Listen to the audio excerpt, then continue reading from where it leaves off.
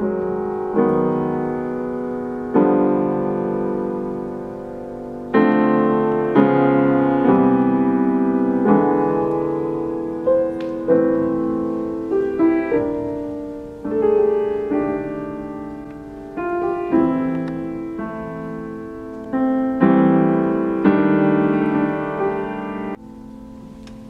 hi. I didn't see you there. I'm Dr. Manperson, and I guess you're wondering why I've gathered you all here today. We're going to be discussing the vast topic of music improvisation. Am I improvising now? None of your business. But today, we're making it your business. What better place to start than with children? Loud, obnoxious. We're going to be talking about children and their improvisational skills. More likely with the question of, is there a difference between the improv melodies from the ages 6 to 12? And then this question goes into further research of musical characteristics, rhythmic characteristics, and structural organization of the improv melodies. So for the procedure, they had 280 kids improvising 3 times. That's a total of 840 times improvising. Just imagine listening to that many improvised melodies. Now you must acquire a taste for freeform jazz. Yeah. Anyways, the class was accompanying the improviser on about a 22-set Orff instrumentation. The soloist was improvising on an alto xylophone, which was hooked to a MIDI device that was hooked up to a computer to record it on a software of the melody he was playing and the rhythms he was doing. After collecting all the results from the MIDI device, there was a slight difference in the melodic devices used by the students from all the ages 6 through 12. The significant differences came from the rhythms used and the structural organization. So just take a look at this transcription from one of the students. So here we are looking at a 7-year-old's improv melody transcribed out. You can see he has a large range of intervals spanning a major tenth. His rhythms and melody seems very, very disjunct, and most not even ending on C, the tonic note. Now let's take a look at 11-year-old's transcribed improv melody. She has a better sense of pulse, it looks like, with a much smaller range as well, really only going a major 6. And most of her notes end on the C, cadencing on a tonic. So there you have it. Child development at its finest. Improvisation while banging on loud Orff instruments. So now that we've already talked about child development, how can we actually talk about and distinguish advanced improvisers from intermediate improvisers to novice improvisers? So, a study by Michael Palmer actually used these 4 ideas for a study. They started with a background survey, then they went to a jazz theory measure, an aural imitation measure, and then an improvisation task. There were 70 participants in this study, and what they did was they started off with getting like a background on their improvisation, how much experience do they have. They took people from a high school and college level, undergrads. So a research question we can look at here is, what do all of these factors all play into a person's improvisational ability? So, what does their background play into effect? What does their basic jazz theory play into effect? How does their aural imitation play into effect? And how does this all factor into an improvisational task where the participants are required to 1, improvise over a drone, 2, improvise over an F blues, and 3, improvise over Kenny Dorham's blue bossa. The aural imitation measure was actually when they had students listen to a recorded melody, a short track, and they would have to actually respond and try to play back what they heard. So that was one component that they were based on, and all 4 of these went into factor into play as to what groups they were placed into. So the participants weren't placed into groups until after all these 4 tests were done. So now let's move on to the results over here. I'm going to move. So some significant differences between the groups. In the novices versus the more advanced players in jazz, their improv experience was significantly different, as was their jazz theory, their confidence, and their self-assessment. These are 4 big ones that were different between those groups. Now, interesting enough, the novices versus the intermediate students, their jazz experience was significantly different. In addition to this, for the oral imitation exercise and the performance achievement evaluation, there were significant differences between all 3 groups. Here is a visual aid to help further summarize Dr. Palmer's findings. Dr. Palmer's chart shows the 3 different groups and stages that someone developing in jazz improvisation will go through. There's the novice area, there is the intermediate area, and then there is the advanced area. Because oral imitation was found to be significant between all 3 groups in Dr. Palmer's study, you can see why it's located at the top of his chart.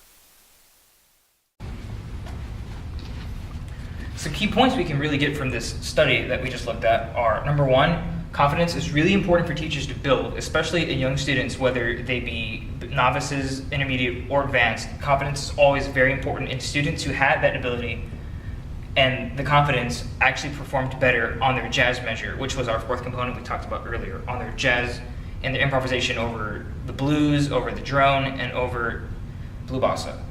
Another thing that we found in the study was student awareness. So students were aware of their abilities, whether they were advanced, whether they were placed into the intermediate groups, or whether they were beginners. They all knew of their own abilities, and when asked on their personal surveys, they actually rated themselves, basically where they belonged on their abilities and their tests. And the last thing we can look at is practice. People, as we looked at earlier, the more advanced players were found to significantly have more improv experience and more improv practice than the beginners did.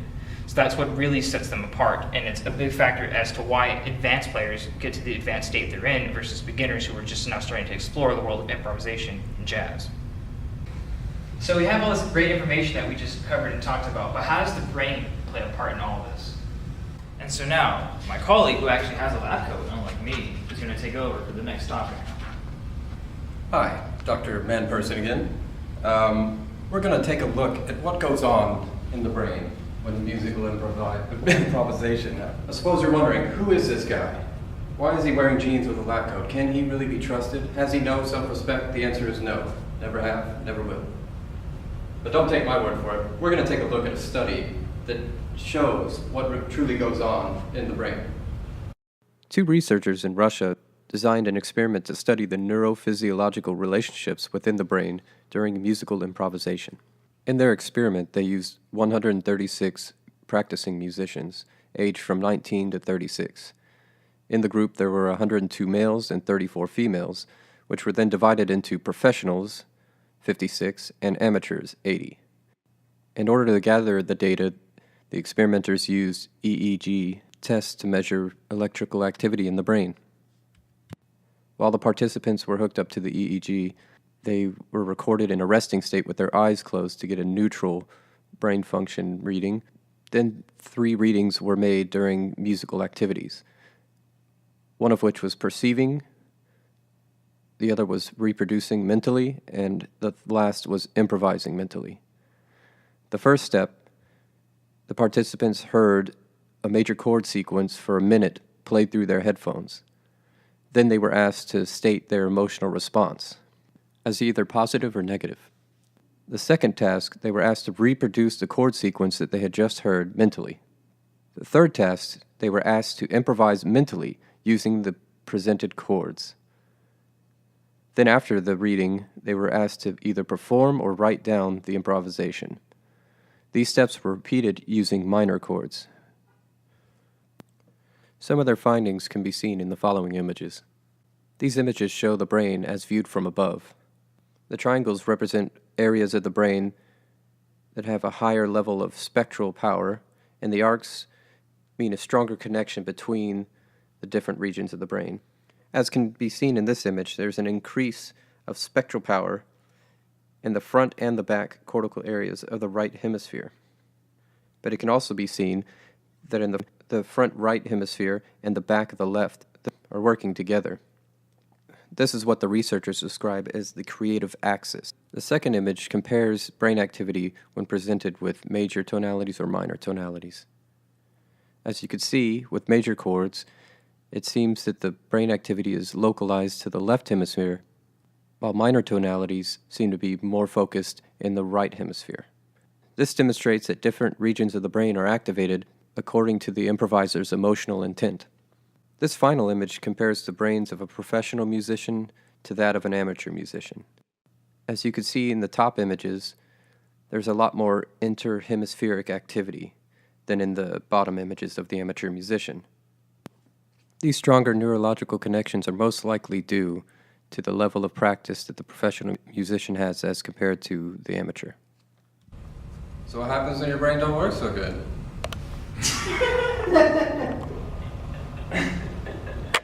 So we just learned how improv affects the normal brain and its processes in that matter. But how does improv affect the injured brain?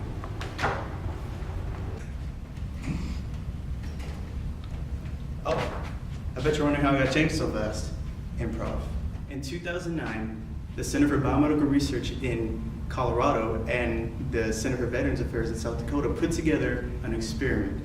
Now the question to this experiment was, does improv have an effect on people with injured brains? Now one thing you have to consider is that at the writing of the article, there were no real previous studies of the effectiveness of neurological musical therapy, or NMT, on people with acquired brain injury. This study took two groups of mostly males around the age of 55. 23 of them were control participants that were chosen from people who had acquired brain dysfunction, such as traumatic brain injury, cerebrovascular accidents, or even toxic exposure. These control participants were given an assessment and then directed to a quiet room to rest for 30 minutes. Then after they rested for 30 minutes, they were given the same test again. After this, they were told to go home. After that, 31 treatment participants for the study were recruited from people with other brain injuries, such as seizure disorder or brain tumors. The treatment group was given pre-test and post-test, depending on whether they were testing their attention, memory, executive function, or emotional adjustment. Now here's the important part. Between the pre-test and the post-test, the treatment group was involved in a 30-minute improvisation exercise. These 30-minute improv sessions consisted of drum circles with a licensed music therapist. During the lessons, they were given various exercises like repeated words or memory tests, depending on what attribute of the brain they were testing. Now I would like to show you the one visual aid I'm required to show you in order to get an A on this. What this table shows, I'm not sure, but these numbers look important.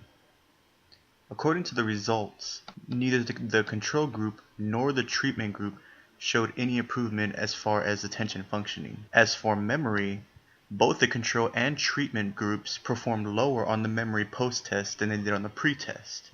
This may have had to do with the fact that the participants said they were fatigued during the improv sessions and therefore affected their scores during the post-test. As for executive function, the changes in mental flexibility were not that significant in the control group. However, the treatment group improved significantly in mental flexibility. Now, as for emotional adjustment, it was split into 5 subtests consisting of positive affect, sensation seeking, anxiety, depression, and hostility. What is important to know here is that both the control group and the treatment group showed significant improvement on the post-test, meaning that the improv sessions really had no effect at all. What is important to know is that the treatment group, after said improv sessions, had a much higher sense of self-efficacy. They showed a significant improvement in confidence of their executive functions, which means that a lot of these results can be attributed to the fact that the participants were just much more confident in their abilities after these improvisation sessions. In conclusion, this study provided evidence that music-based cognitive rehabilitation, especially involving improvisation, can provide improvement in the mental flexibility aspect of executive functions in brain injury participants. However, there are just too many variables in this experiment to draw any solid conclusions, like the type of brain injuries in both groups, or how to account for the fatigue experienced in some of the groups. It's really awesome to see how the improv sessions help these injured veterans in becoming better.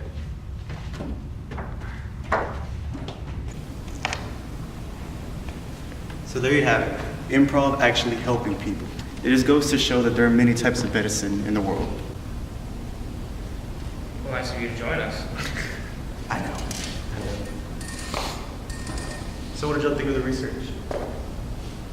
Well, there's a lot of interesting things out there, but it's such an early topic to be researching that more time is necessary.